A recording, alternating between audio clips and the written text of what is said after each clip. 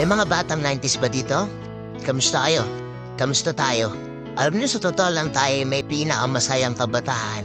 Tayo yung mga kabataan noon na napakababaw ng kaligayahan. Tayo yung mga batang batak sa arawan kahit napagalitan ng magulang okay lang basta makipaglaro sa mga kaibigan.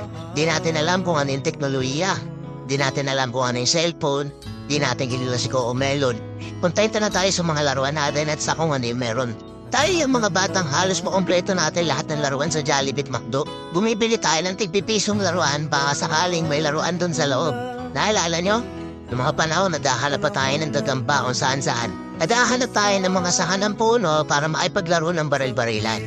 Kukuha tayo ng gulong sa tabi-tabi tapos pagugulumin lang natin kung saan-saan. Mabibwisit tayo kapag hindi tayo pinayagan ng magulang natin makipaglaro sa mga kaibigan natin sa ulanan. Kaya yata yung mga huling batch ng mga bata na nakikipaglaro pa ng tagu-taguan. Totoo lang, di ba? Real talk. Tayo yung mga simpleng batch ng mga bata. Tayo yung mga batang napakasimple lang ng kaligayahan. Pero yung mga batang yun ngayon, nagsilaki ka na. Andito na tayo sa tunay na hamon ng buhay. Yung struggle natin, ibang-iba.